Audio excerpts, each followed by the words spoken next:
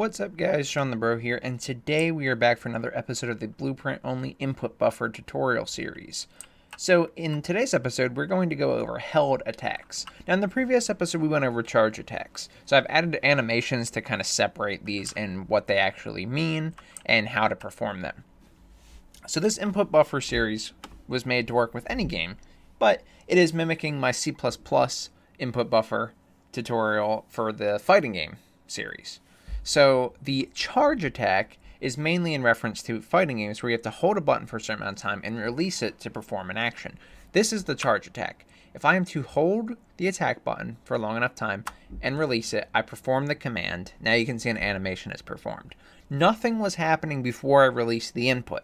You could also have a timeout where you have a maximum amount of time you can charge it and automatically trigger it to occur after that if you're in a specific state. It can get really complicated, and fighting games do use those sort of mechanics, so do with that as you will. But notice how nothing was happening while I was charging this attack. Even more important, I could actually be walking around, doing my thing, while holding the button, and if I release it, you see that I perform the charge attack still.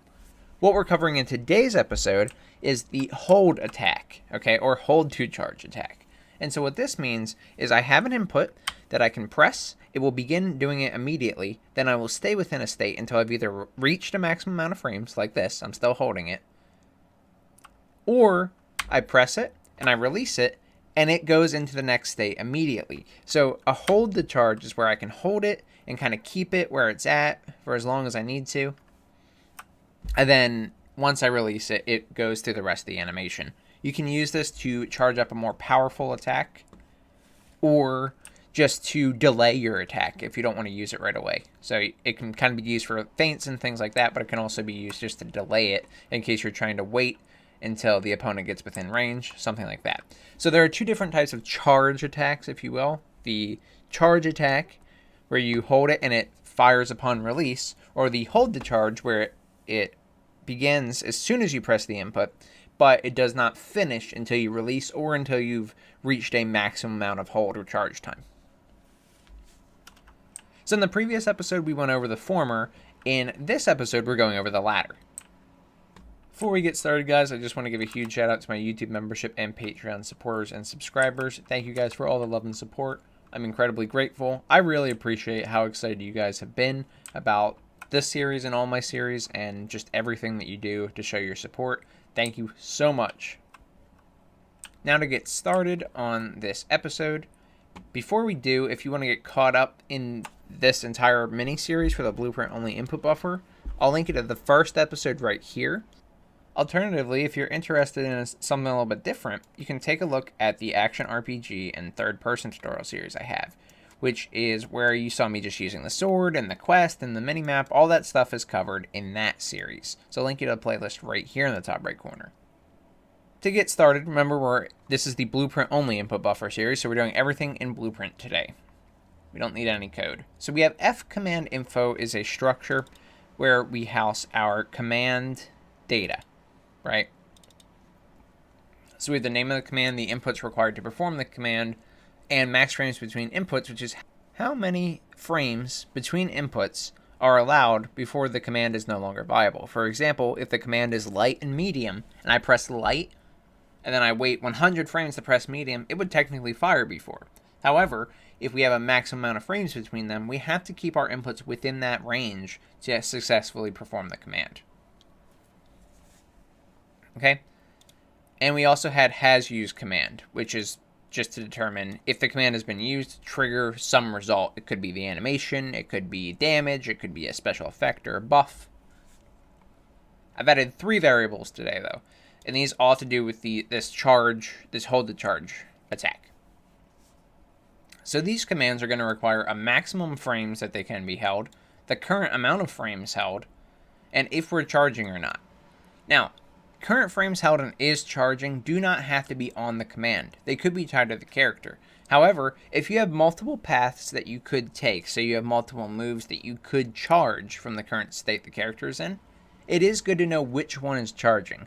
So we'll either need a reference to the command that's charging on the character, or we'll need to add these variables to the specific command. I went this route because I can watch the command list and see what's happening to every single command in the game this way in this method. And so I've added max frames can be held, current frames held, and is charging. To add new variables to your blueprint structure, you just press add variable here. Very simple. You can move them around by selecting these 10 circles on the left-hand side of the arrow. You can move it and change the order.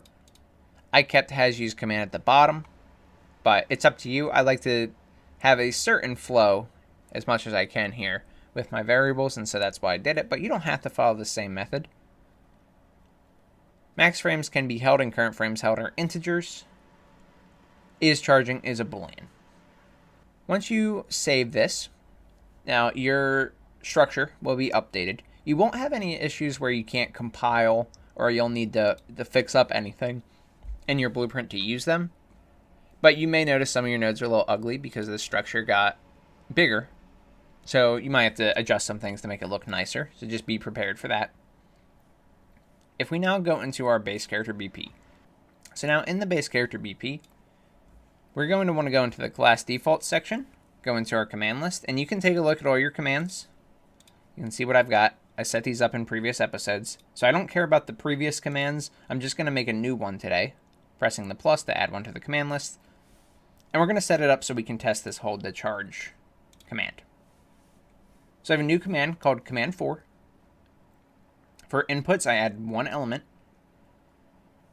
And in this element, I made it special move for me. It doesn't matter. Just bind this to an input that you're familiar with.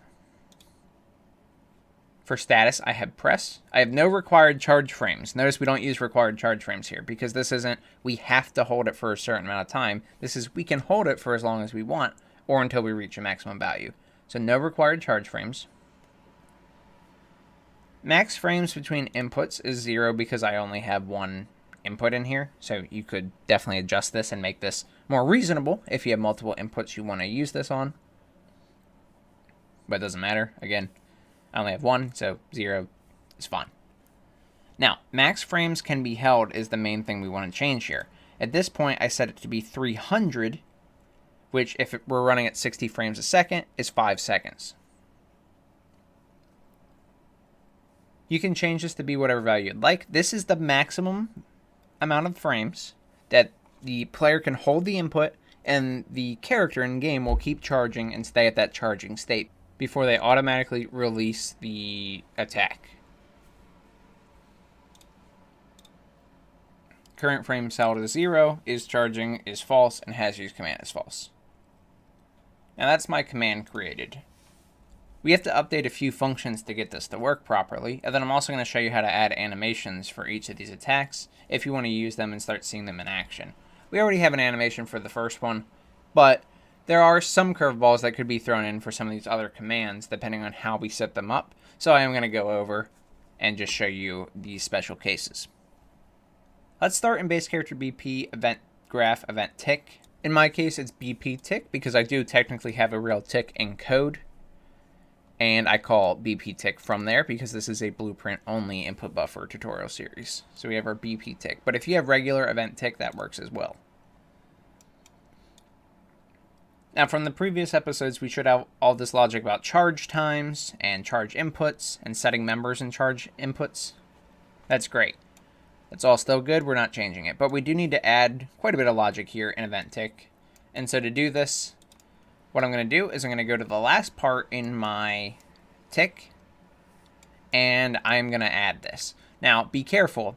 If you're in a loop, you don't want to just connect it. Okay, so I said the last part, because if your tick is different, you can still add this wherever you want. Just make sure you're adding it where it's standalone. It's not looping through other things. We don't want to be, for example, going through the charge times array, setting our members in it, and then going directly to this node. I almost made that mistake, but I caught it. We want to make sure that if you're following the series directly like me, you have completed on this for loop. We drag off completed and then go to the next section of code. Okay, so to start today's logic, go from completed of the for loop, and we're going to start here. Now from here, what we need to do is go through all of our commands and determine which ones could potentially be charging and how many frames they've been held for or charged for. So to do this, we can go through all of our commands in our command list. So we can get the command list we can grab the length of it. It's important that we grab the length instead of just going straight to a for each loop here. Because if we use the length and use an index here in a standard for loop, we will be able to actually grab the specific instance in the array as opposed to grabbing a copy of the instance. Now, remember that length is the actual number of elements in the array. So if we have 0 and 1 in the array, that is 2 elements in the array. But arrays start at index 0. So 0 in the array would be index 0, and 1 in the array would be index 1. So if we tried to access index 2, we would go out of bounds and we would crash, or at the very least get an error. So we want to take our length and subtract 1 from it, like this. Then we want to do a standard for loop like this, not a for each loop, but a standard for loop. We want to grab the subtraction result and put that into the last index. The first index can be 0. That's perfectly good. And that's how we get what you see here. Now, we want to grab the specific element we're on from the index in the command list. So if we drag off command list and type get, we want to get a reference. Remember, a copy is faster, but we get a temporary copy that we can use for viewing, for reading purposes. If we get a reference, we can actually change things directly on this, and that's what we're going to want to do. So we want to get a reference. You'll know it's a reference because it's a diamond here and not a circle. Okay, so if you get a copy, you're going to have a circle. You want the diamond. Okay, so you see I have my reroute node here, and I have get, and what I'm passing in for the index is the index from the for loop. So now what we have is the specific command within this command list at this index in the loop. We want to drag off this specific command and type break, and it'll be break in the name of the structure. And actually, when you do this, it might look like this. If you open it up, you'll see all these nodes. The only ones we need are the 3 that we created today. Max frames can be held, current frames held, and is charging. So if you click on the break node, you can actually disconnect nodes you don't need by unchecking them. And so now, I should have these 3. And that's how you can get this to look like this. It doesn't hurt anything in this case if you don't do that. But it'll take up a lot more space, and in my opinion, it's a lot uglier. So I prefer it like this. Now, I'll go over this logic, but let's talk about it conceptually for a second. So what we're doing in tick is if we find that this command is currently charging, we know that we want to increase the current frames held because tick runs every frame. So every frame, we want to increase the current frames held by 1. But we have to make sure that max frames can be held is still greater than this value. If it's not, we have reached the maximum amount of frames that can be held, and we need to use the attack.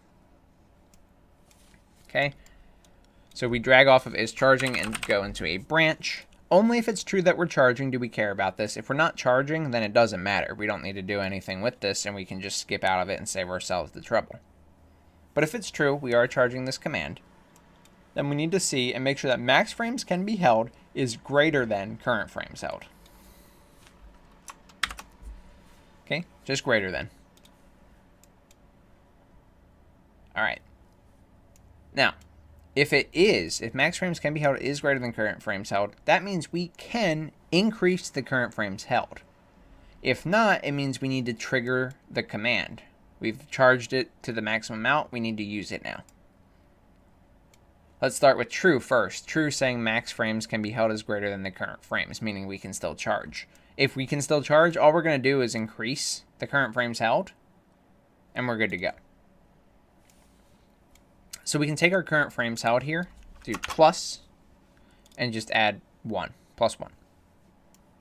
What we need to do to now get these values back into the structure is called set members in, and then the structure name.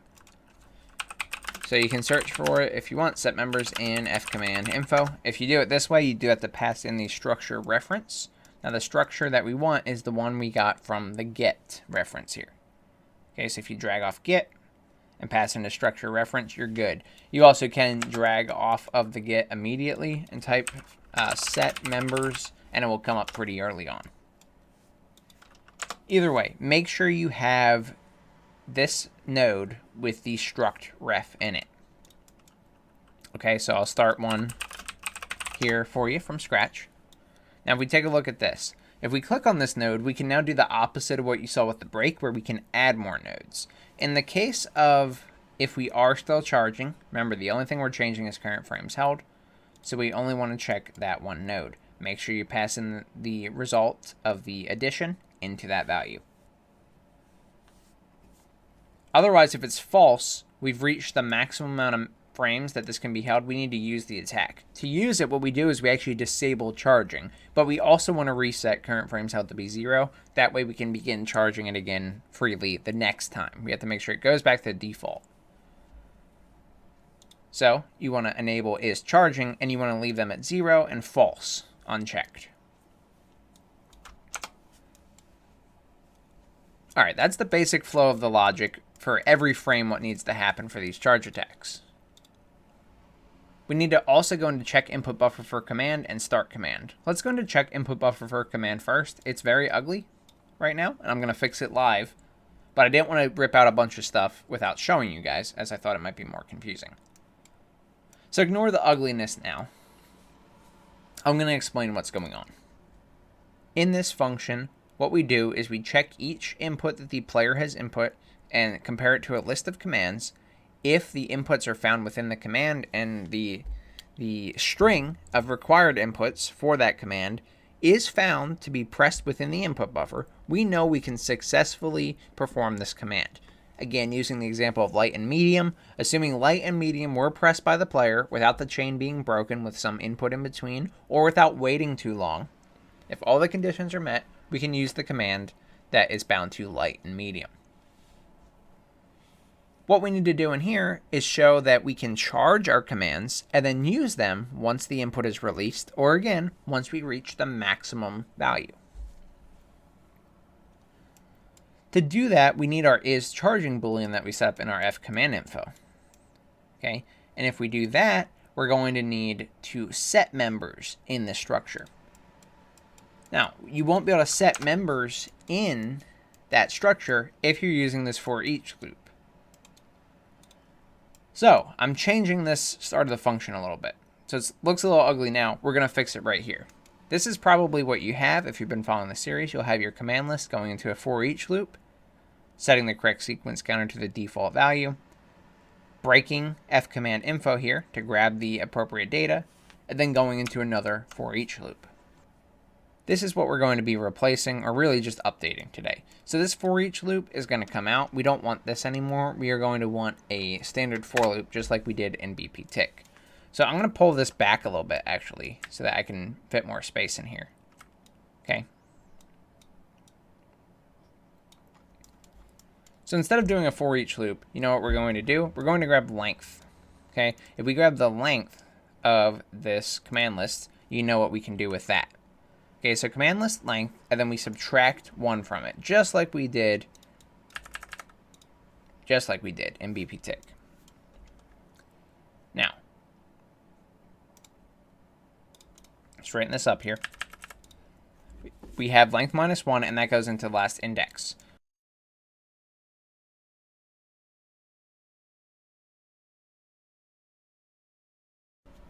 This means we can use the command list, loop through it, get the command at this index, and then do the logic on it. So it's the same as a for each loop, just better, improved in this case.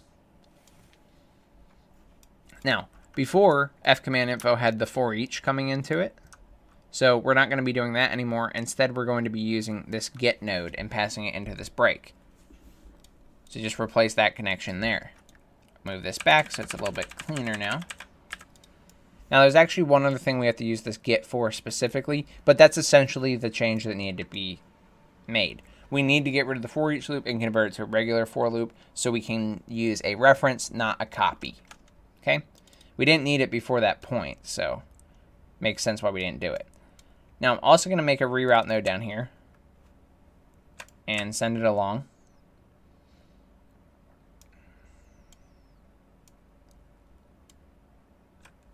just like this. Okay. I'll explain that in a second. Let's go through this now. So now, our break F command info, we were using name and inputs before, but I also want to use is charging now.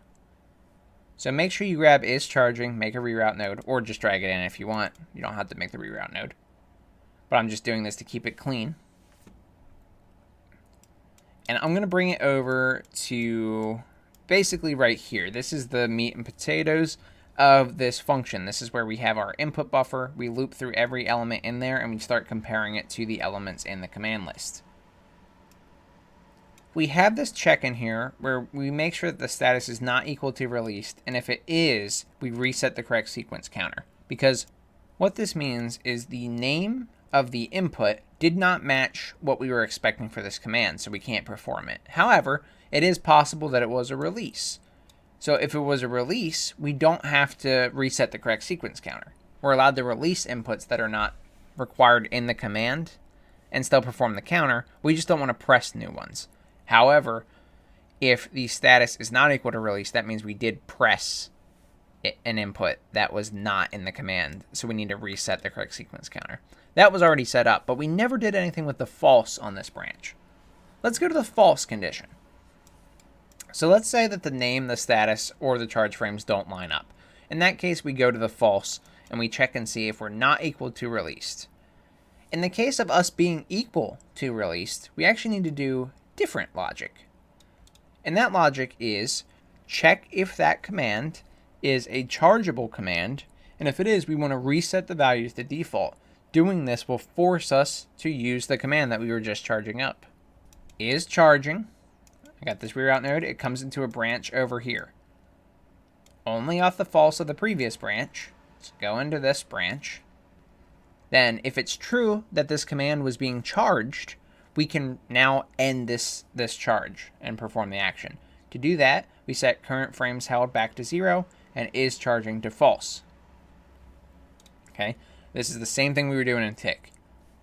We have set members in F command info, our specific pins checked, and our values set.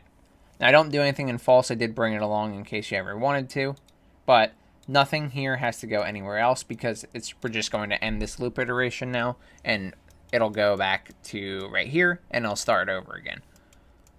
So this isn't ruining everything. We don't have to break anything. It's just saying, yep, this is a chargeable command, so we should actually reset this value and use it. And for the struct reference, you see that I pulled it off of the get at the very start right here. Okay, and there you go. I kept it really, really separated for you so that I could section that code out, but you don't need to space it so far away. So I'm going to move it back here. All right. And that's probably a little too close, actually. Do something like that. So we're just going to leave it like this. All right. Now, the last thing we need to do is go into start command because we need to begin tracking the inputs when this command has started. And that's where we're going to set is charging to be true. So start command is the best place to do this because we don't want to just do it on tick. The player has to be holding the button. So once we find the command has been triggered, that's when we should begin charging. So in start command, we have all this logic to check against the command name passed in, make sure it's a valid command. And after this branch, we were then going through and setting has used command to be true. We also want to set is charging now, but there are a few conditions here. So if we grab off the array index in the for each loop at the start here, the command list, you'll notice that we can actually use this index to get an element in the array. So yes, this is a for each loop. This is not the standard for loop. However, it's okay because we're just grabbing a specific instance from the array using the get node. So we can use the index from the for each loop that already exists, then drag off command list, do our classic get a reference, passing that index into it. At this point, we will be able to break this and get our F command info. And of course, you can do the same thing as I showed before, where you only have these 3 new nodes that we added. In fact, you don't even need the current frames held. So we only need these two nodes, really. Max frames can be held and is charging. Now, this true right here is saying that the command passed into this function, the name passed into this function, is this current command. So we can go ahead and utilize this command. What we need to do is check and see if the max frames can be held in this command is greater than 0. If it is, that means this is a chargeable command. And we need to make sure it's also not charging already. If it is already charging, we don't want to begin charging again, and we don't want to reset our charge frame count. We only want to be able to begin charging once, and we want to wait until we're done to start charging it again. So if we are not charging and max frames can be held is greater than 0, that means that this is a chargeable command and we should start charging it. So greater than 0, and is charging, and you want not Boolean. So you get these two nodes. Lastly, pass them into an AND because both of these need to be true, otherwise it's false. So AND Boolean, and pass both of your Booleans in here. Lastly, bring that into an additional branch. If it's true that max frames can be held as greater than 0 and we're not already charging, then we use our struct reference from this get to set members in fcommand info. And we only set is charging in this one, and we enable it. We set it to true. Afterward, we also want to say that we have used the command, so we want to set has used command to true. However, if false, one of these conditions was not true, we want to skip setting is charging to true, but we still want to set has used command to be true. So whether we're true or we're false, we need to make sure we get to set members in fcommand info, where we set has used command to be true. And I still have this print string just to print out the command I'm using in the top left of the screen. At that point, we can use our hold to charge commands. They will be fully functional. But we can add AnimBP logic, or really just state machine logic and animations, to visualize them. And so that's what we're going to do. In the first episode, I did show you how to use the first animation, the first special move. And this is what it was. I was getting the character reference, grabbing the command list from it, getting index 0, and using has used command as the result here. Perfect. Now, that's good, and we can use that for any of the commands that we have. Basically identical. The only thing we're going to change is the index so that we grab the specific, if this command is used, the command at index 2, we perform this animation, and so on and so forth. So for any moves, such as the charge move from the previous episode, feel free to just add a new state with essentially the exact same logic. You're going to have the same transition rule, okay? You're going to have the same start transition event when returning to idle called endCommand, which is something we use to just reset our booleans. I'll give you another look at that right now. This is endCommand right here.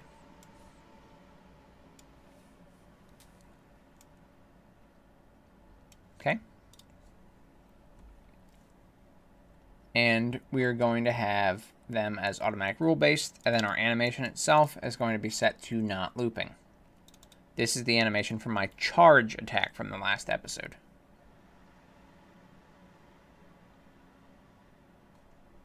Okay. Now, the fancy animations come in with these hold to charges because they're a little bit different. In this case, what I do is I just stop the animation within a specific frame, and then I wait until we've either released it or reached the maximum amount of frames we can charge it for to begin the next animation. There are some other ways to do this as well. But if you make a new state and call it, the special move number and charge. For this part, the charge part of it, you're going to use the same transition rule. You're going to get the command list at the specific index and see if we've used the command. Now that's a good start, but notice that this can't go back to idle. You can allow it to go back to idle if you want to cancel it or something like that. But in this case, I'm not having any abilities to cancel it or stop it. I have to go through with it one way or another. So I don't have a rule back to idle. Instead, I have another state in here that I have the special move name and release. The charge can only go to the release, and the release can only go to idle. So the release has the automatic rule-based and the end command like you'd expect, but this one is different. The charge to release is different. So let's look at these real quick. So here's the charge, and here's the release.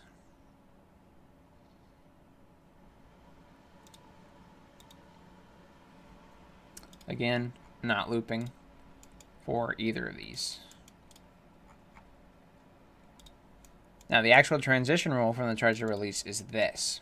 It starts out really similar as the other ones, right, where we get the command at this specific index, but instead of using has used command, we actually use is charging instead. And we check to make sure we're not charging anymore. If we're no longer charging, we can go into the release. It doesn't matter what forced us to stop charging. If we stopped because we released the button or if we stopped because we reached the maximum, doesn't matter here. So now once you have this little section set up here, you'll be able to do what you saw earlier in the episode, which is where I can start triggering the command, and then I can hold it for as long as I want and release it.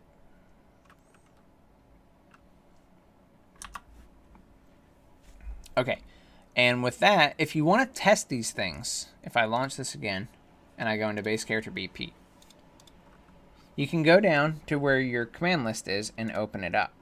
If you don't have your command list visible, then you can go into your base character blueprint, find the command list variable, and just toggle this to an eyeball. Okay, it'll be shut by default. You can toggle it to the eyeball, open. Select your character in the world. You might have a lot more objects than I do, but just find the specific one or search for it. I know mine's the base character BP. Go to your command list and then open up the specific command. Here's command 4. Here's the command I want to look at. See, max frames can be held as 300. Current frames is 0. Is charging as false. When I start charging, whoops, I didn't mean to release already. When I start charging, you'll see that it gets the check mark, and then you can see the current frames held. And once we reach 300, we're going to release this input. Just like that. Alternatively, I can press it and release it and trigger the input whenever I want. Okay, so I can do it quickly, or I can wait somewhere in the middle, and I can get it to work. So you can test these, and if you have any logic that's not completely correct, you can take a look with these values here and see what could be going wrong. But anyway, guys, that's all I got for you today, so thank you so much for watching. If you enjoyed, please subscribe. It does more for myself and the channel than anything else you can do, and I really appreciate it. I want to give another shout out to my YouTube membership and Patreon members and supporters. Thank you guys for everything over the years. Really, really grateful for you, and so excited to get more content out to you every single week.